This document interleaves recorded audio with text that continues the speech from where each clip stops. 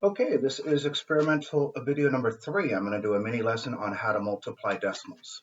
So, as you can see, I have some whole numbers written on the board. One thing we want to keep in mind is with every whole number that we ever work with or that we ever encounter, there is a decimal point there. It's invisible and we can't see it. It is on the end, right there. Again, it is there, but it is invisible and we cannot see it. It's on the end. So this 15 has a decimal point at the end, the right-hand end. Notice I don't use the terms in front of or behind the number. In my opinion, that has caused some confusion in the past. So on the far right-hand end. That's important because when I look at a number like 1.2, it's as if somebody moved the original decimal point from its starting position one space to the left. One space to the left. So that's what I'm looking at. That's what I'm thinking about. And I want to keep that in mind because you will see that come into play in just a few moments.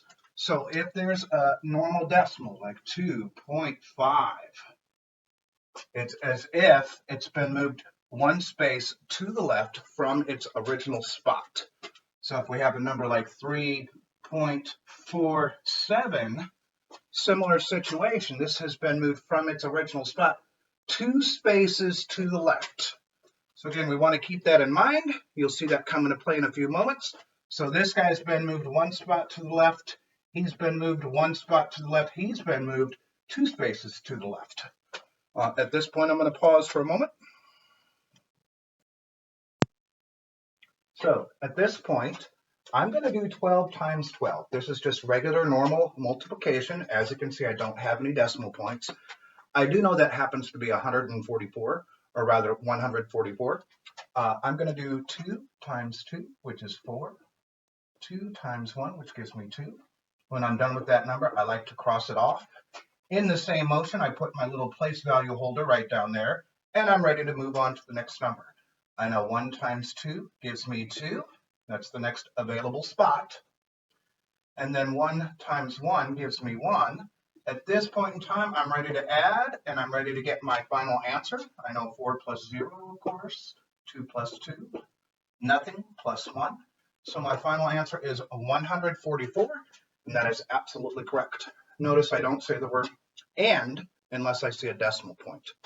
Excuse me. So what I'm going to do here is I have written 4 multiplication problems. The first thing I want you to notice is the decimal points are not lined up because they don't need to be lined up. You don't want to line those up. The only time you do that with decimals is addition and subtraction only. And I'm going to repeat that.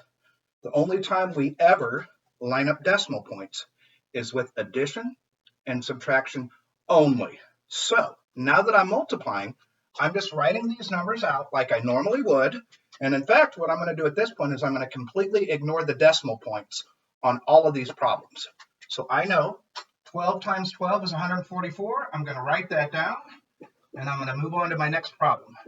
Again, 12 times 12 is 144. I write down that final answer. Of course, this is 144, and this last guy is 144. At this point in time, my numbers are correct, but I need to make sure that I put the decimal points in the correct spot. Let's look at the first one. Notice there's 1 decimal point.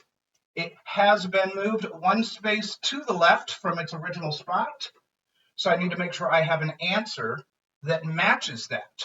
I go to the original spot. I move 1 place to the left. I put in my decimal point. So I get 14.4, and that's absolutely correct. So at this point, I'm going to move on to problem number 2. The numbers are correct. Let's look at all the decimal points in play. This guy has been moved over 1 spot. This guy has been moved over another spot. So that's 2 spaces total. We're going to go to the end of the number. We're going to move 2 spaces total. We're going to put in our decimal point, and now our answer is absolutely correct. 1.44. And this is how we multiply decimals every time, all the time. Let's look at number 3. We've already got our numbers written in. We know that's correct. Let's look at the decimal points. This guy has been moved 2 spaces. This guy has been moved 1 more space. So we're talking about 3 spaces total. That's the match we have to have down below with our answer. We start at the end as always, and we move 3 spaces total. 1, 2, 3. I put in my decimal point. I get 0.144, and that's absolutely correct. Many times we'll put a 0 in front of that. So 0.144 again is absolutely correct. Let's do this last one. We know 144 is correct. Let's look at our decimal points. This guy has been moved 2 spaces to the left. Down here, this guy's been moved 2 more spaces to the left. So we have 4 spaces total. Let's count that out. We start at the end. We got 1, 2, 3, 4. We've got a big space here. Most people can guess or surmise what we're going to put in its place. We are going to put a 0. So 0.0144 is absolutely correct. A lot of the times they like to put a 0 in front of that. Some people just don't feel comfortable having that blank, but it's also correct. So at this point in time, all of these answers are absolutely correct. This is how we multiply decimals every time, all the time. To finalize our mini lesson on multiplying decimals, I want to point something out. In my opinion, this is just as important as knowing what to do with the decimal points every time you work with them. Let's take a look at number 1 here. I'm going to stop and think about this for a moment. We have the number 12. It's being multiplied by 1 point something. So if we think about this, 12 times 1, we know that equals 12. So if we're multiplying by a number that's a little bigger than 1, we would expect to get a final answer that's a little bigger than 12. That only makes sense. That stands to reason. So when we look at our final answer here, we get 14.4, and that makes sense. We didn't get anything like 144. We didn't get 1.44. So if we stop and think about it and look at the original situation, we want to see if we get a match at the end. So we're thinking about what we're doing a little bit of estimating, and we're comparing that information to our final answer. If you look at this next situation here, you've got something that's a little bigger than 1, multiplying it by something that's a little bigger than 1. Well, we know 1 times 1 is simply 1. So at the end of this process, we would expect to have a final answer that's a little bigger than 1, and that's exactly what we have. We have 1.44.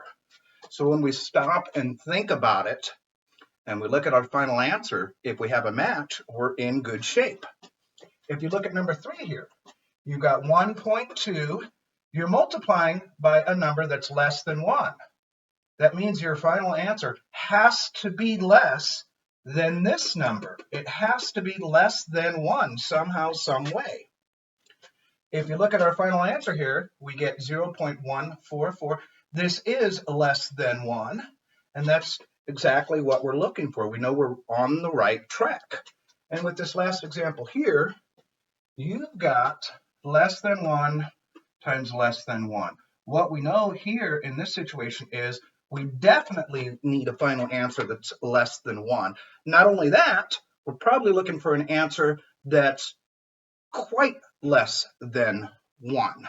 So if we were to compare these two guys just for a moment, in a monetary situation, this would be 14 cents, rounded down to 14 cents. This would be 1 penny. And that's about what we're looking for in those types of situations. So when you're multiplying decimals, stop and take a moment to look at the two numbers that you're working with. Think about what they mean and what they represent.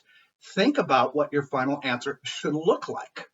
As you're moving the decimals and following the rules, you want to do this process at the same time to make sure you're being successful in doing what you need to do.